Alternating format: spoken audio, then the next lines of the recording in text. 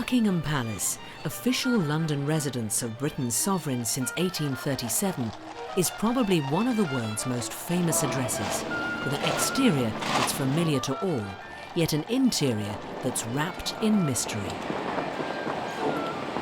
Its quadrangle and grand entrance is the ceremonial centrepiece for the nation's welcome, be it to kings, queens, presidents or diplomats.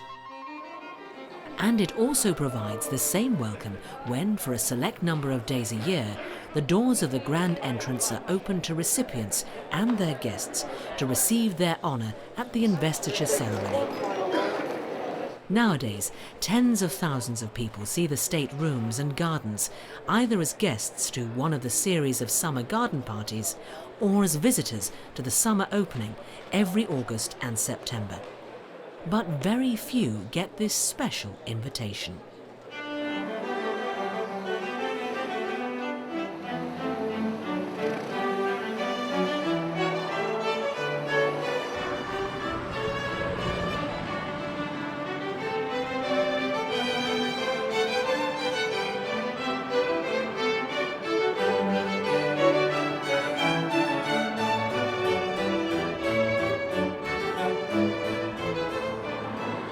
A short walk from Buckingham Palace across Green Park at St James's Palace is the central chancery of the Orders of Knighthood.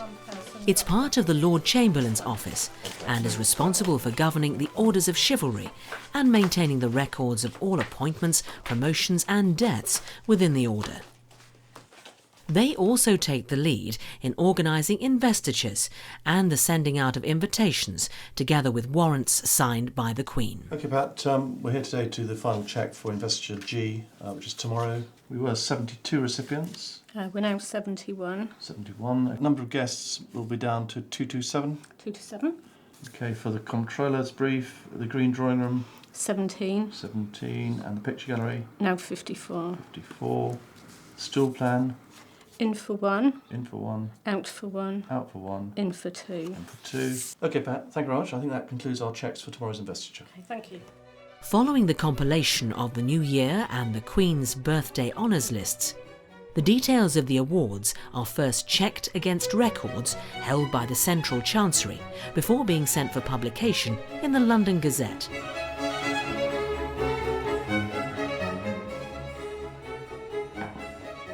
When the various insignia arrive from the manufacturers, each decoration is very carefully scrutinised for blemishes and then stored in the Central Chancery's vaults to await its recipient.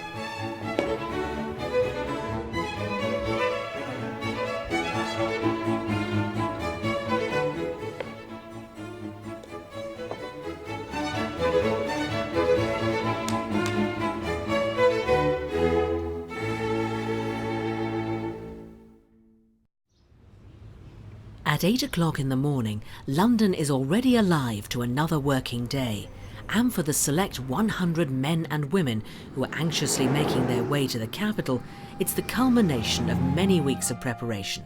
It's the day of their investiture at Buckingham Palace.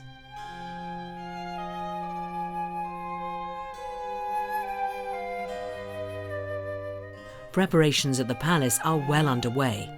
Everything in the state rooms, including the ballroom, scene of many state and official occasions, and where today's investiture will take place, are given detailed and careful attention.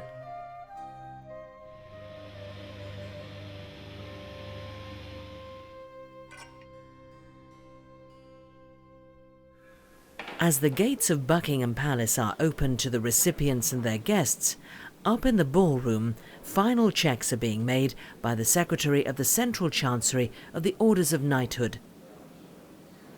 A select number of investitures are held at Buckingham Palace each year, spread over dates covering all the seasons, when recipients and their guests are treated to a sumptuous display of art and indeed history as they carefully make their way through this imperial palace.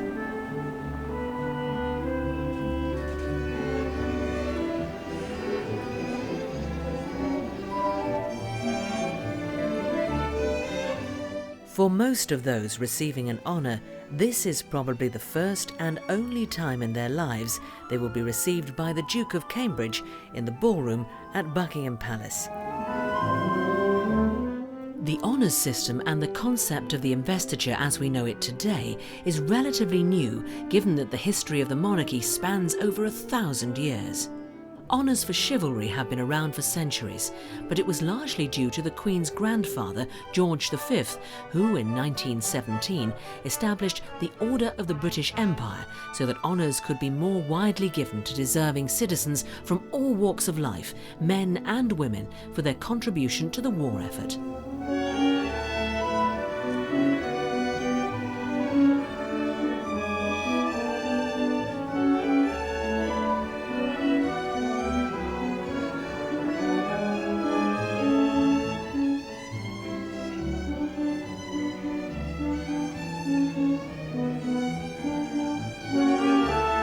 With the ending of the First World War and the armistice in 1918, the King extended the range of recipients to include those from the world of science, the arts and literature, as well as the voluntary and charitable sectors.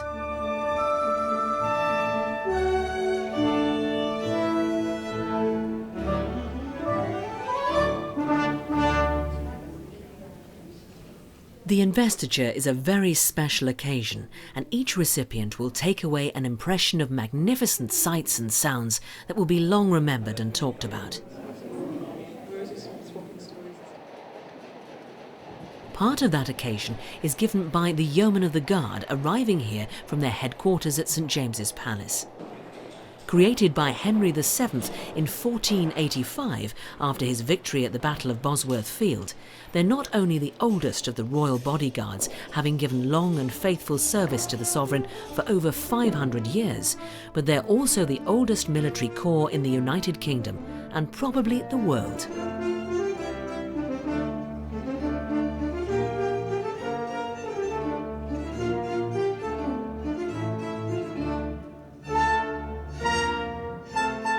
There is no doubt that investitures are stage managed with military precision. Each recipient must be in the right place at the right time, be briefed as to what to expect when reaching the dais and what to do once the honour has been presented. The timing is well rehearsed and must be accurate, for it all to begin at 11 o'clock. The Green Drawing Room, the first of the state rooms at the top of the grand staircase, is richly furnished and includes chairs made in the 1820s for Windsor Castle. It has a grand piano purchased by George IV in 1820, originally destined for the music room gallery at Brighton Pavilion.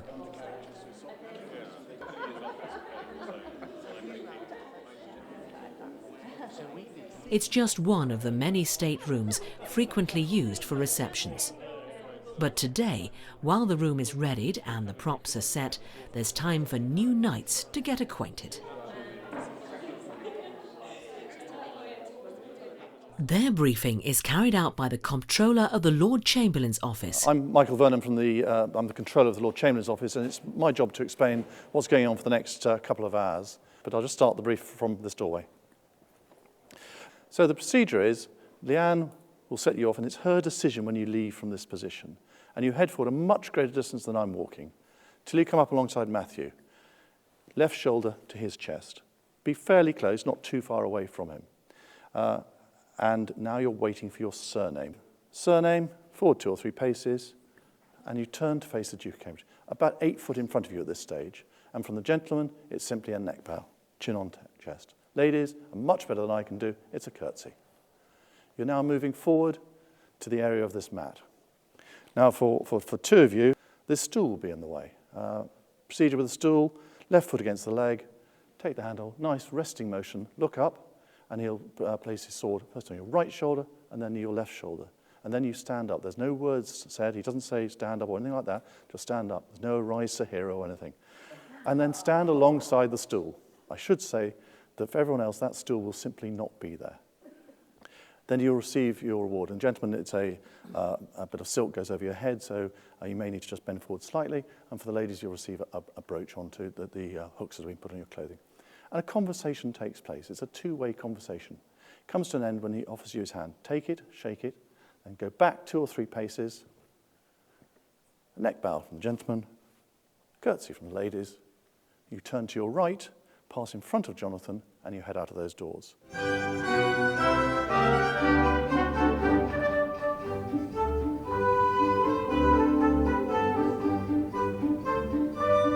George IV's original palace lacked a large room for state and official entertaining. But Queen Victoria rectified that shortcoming by adding the ballroom in the mid-1850s. First used in 1856 for a grand ball to celebrate the ending of the Crimean War. These days, it's one of the rooms used for the annual diplomatic reception, attended by 1,500 guests, ambassadors, diplomats and their wives, accredited to the Court of St. James. It's also the setting for state banquets, concerts and performances of the arts. Way back in 1856, it had the distinction of being the largest room in London, but today it's just the largest room in Buckingham Palace. At 122 feet long, 60 feet wide and 45 feet high, the ballroom could, with clever stacking, accommodate 56 double-decker London buses.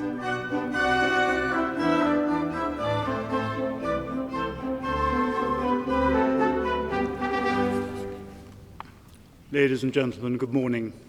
My name's Grant Baker, and I'm one of the 4 gentlemen ushers to the Queen on duty at today's investiture. As a matter of interest, the first gentlemen ushers of the Privy Chamber, Sir John Poley and Sir William Killigrew, took office on the 2nd of June 1600, so a while ago. I'm sure by now you've had a good look at the blue booklet, but I'd be grateful for your attention for a few minutes as I talk you through what's about to happen here in the ballroom, now that you're actually here. About 30 investitures are held each year, and on some occasions the Queen is represented by the Prince of Wales, the Duke of Cambridge, as is the case today, or the Princess Royal. Investitures in London are always held in this ballroom, which is used on all state occasions, including state banquets. And the most recent state banquet here was held for the visit of the King and Queen of Holland. Shortly after I finish speaking, 5 yeomen of the Queen's bodyguard of the Yeomen of the Guard will enter the ballroom and take up position on the dais behind me, just here. The Yeomen of the Guard are the oldest royal bodyguard in the world, having been founded in 1485 during the reign of King Henry VII, almost 530 years ago. At 11 o'clock, the Duke of Cambridge and his party will enter the ballroom by the door on my left, escorted by 2 Gurkha orderly officers, a custom instituted by Queen Victoria in 1876. Please would you stand when His Royal Highness enters the ballroom. The Countess of Wessex's string orchestra, under the direction of Captain Ben Mason, will then play the national anthem. And please would you stay standing until His Royal Highness bids you be seated. The investiture then begins. The Earl Peel, the Lord Chamberlain, who will be standing here, announces the name of each recipient who enters through the door on my right, and then will be standing there waiting for his or her name to be called.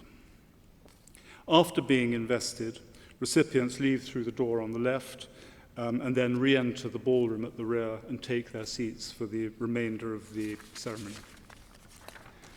At the end of the ceremony, the Lord Chamberlain will come down and stand in front of His Royal Highness, and this is the signal for everybody to stand once again for the national anthem. After His Royal Highness and his party have withdrawn down the centre aisle and out of the door at the back through which you came in, and he will be followed by the Yeomen of the Guard by the same route, would you please leave by that door at the back, and where you'll meet your friends and relations who've been decorated. There are 70 ladies and gentlemen for investiture today, and the ceremony will take between an hour and a quarter and an hour and a half. That's all. Thank you very much.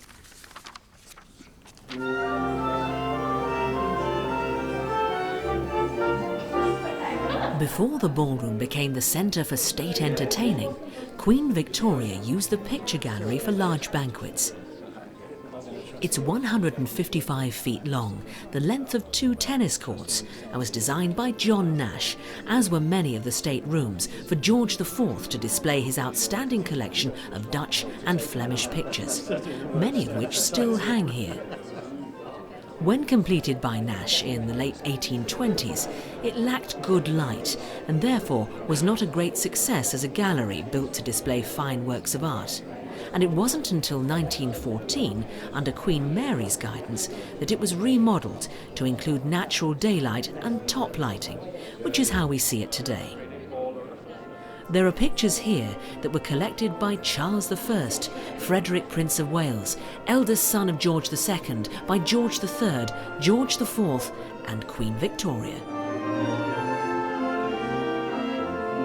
Ladies and gentlemen, if you can come forward to the rope line, you can dress down the side. If you can get in a position where you can see and hear me. I'm Michael Vernon, the Comptroller of the Lord Chamberlain's office, and it's my job to explain the procedure for an investiture. I should say at this stage, absolutely no initiative required. We'll get you to the right place, at the right time, in the right order. And I'm going to start the briefing today standing in that doorway. The investiture will start at 11 o'clock, to last for about an hour and a quarter, and it's the Duke of Cambridge taking on the Queen's behalf. So, eventually you'll find yourself standing in a doorway looking into the ballroom, a much larger room than the room we're currently in. To your right, there are some 220 of your guests. Above them in a gallery, there's a string orchestra from the army who'll play continuous music throughout the investiture. Where you are standing, there's a 20-foot wide dais, about 8 feet deep, 6 inches high, marched with a big, bold gold fringe. You can't miss it. Centred on there will be the Duke of Cambridge. Around him, members of his staff. And at the lectern, there'll be the Lord Chamberlain, the Earl Peel, who's head of the Queen's household. And he'll be making announcements over a public address system as to who you are and what award you're due to receive. And then your exit route is a set of doors on the other side of the ballroom, similar to those doors there. That's the scene set. There are 3 people who are critical to your life at this stage. Standing to your left, and clearly not here at the moment, is Leanne Corrichare from the Lord Chamberlain's office, who I promise you, she's the last person who checks your name today. And it's her decision when you move forward. And you're going to move forward to Major General Matthew Sykes, a gentleman usher to the Queen. And he's your last safe port of call. And I'll explain in a few minutes what happens when you get to him. And then marking your exit route is Brigadier Jonathan Bourne-May, also a gentleman usher to the Queen. So what happens? So Leanne will set you off, and you move a much greater distance than I'm going to move now.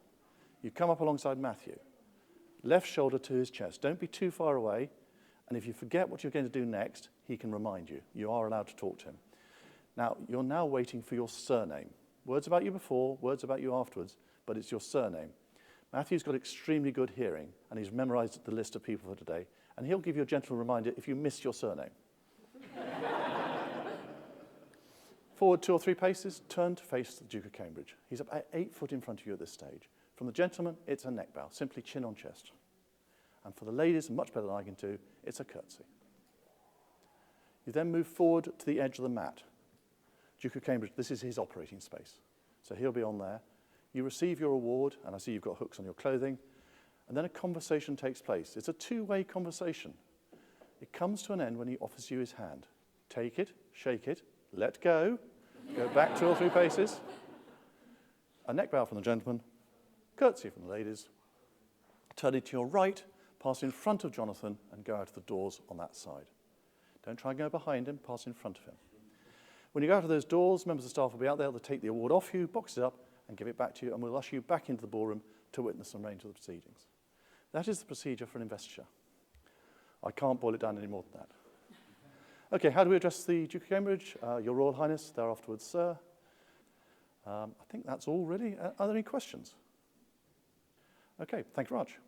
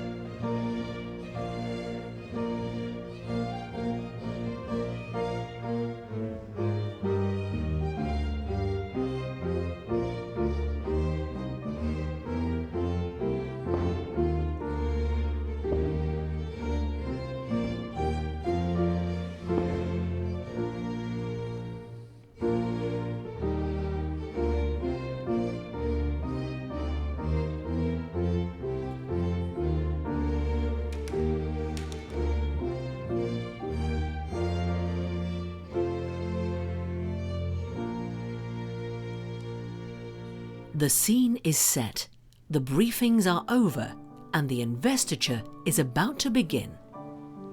It's 11 o'clock.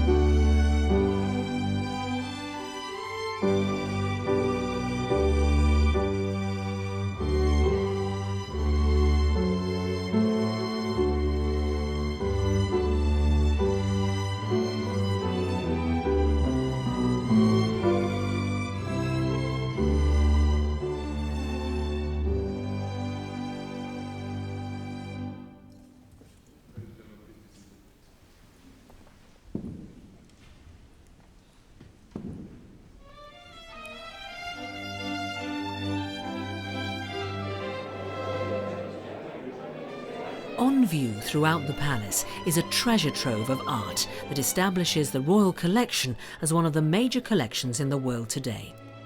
There is a feast of fine paintings by such great European masters as Rubens, Vermeer, Rembrandt, Van Dyck, Poussin, Zuccarelli and Canaletto.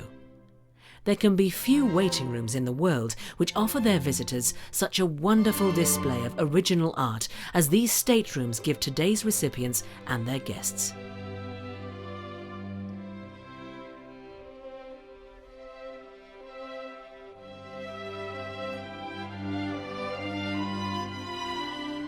Honours and awards are not given lightly. They've been justly earned, and the investiture ceremony is the country's acknowledgement of that particular achievement. Many countries in the world today have honours and awards of one sort or another, but nowhere is the bestowing of titles and decorations performed in such splendid surroundings and with such grace, style and ceremony.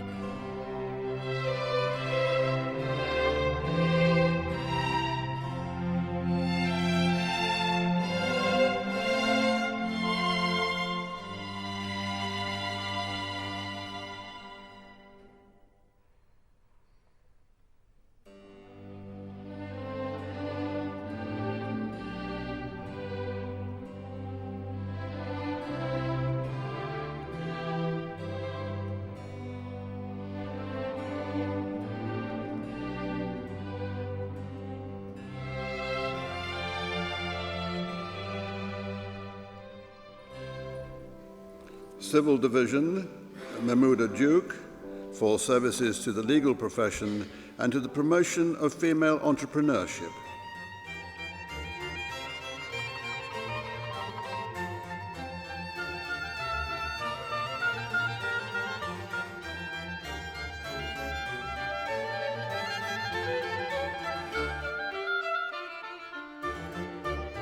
The honours system is a tradition that I am delighted to be a part of. I often meet many outstanding, inspirational and generous people from all over the nation, and it is so rewarding to be able to give awards to some of those people today. When talking with the recipients at these investitures, I'm reminded of all of the great things that they have done to earn their awards, the long service that they have given throughout their working lives, the considerable achievements they have reached, and the selfless commitments they have made to their communities.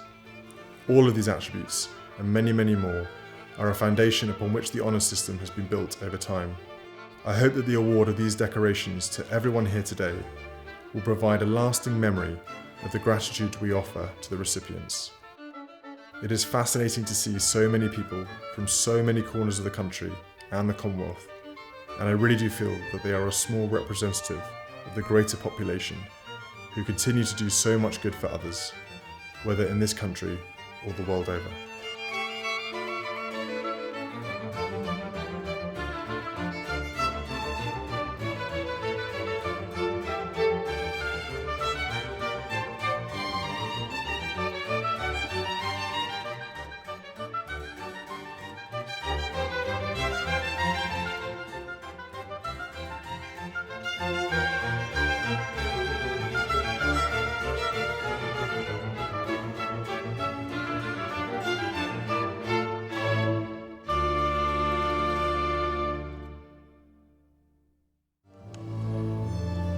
Each investiture lasts a little over an hour and brings together not only those whose achievements may not have been brought to our attention by the media, but also those who have not sought publicity but brought to the fore by the investiture ceremony.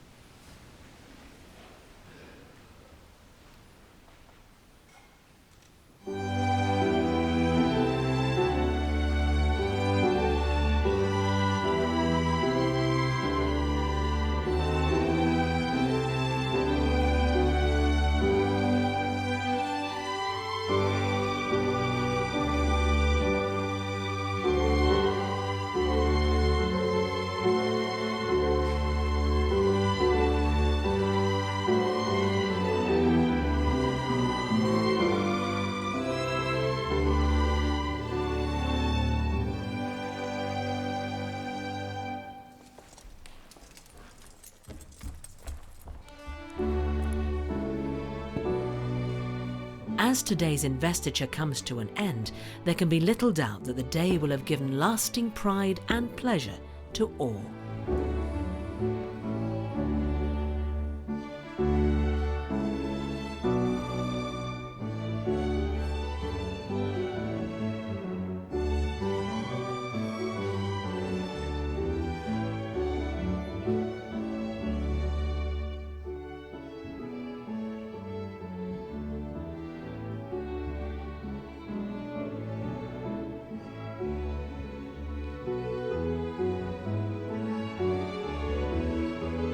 I was rather surprised that it was Prince William, because until we came in this morning we hadn't a clue who was doing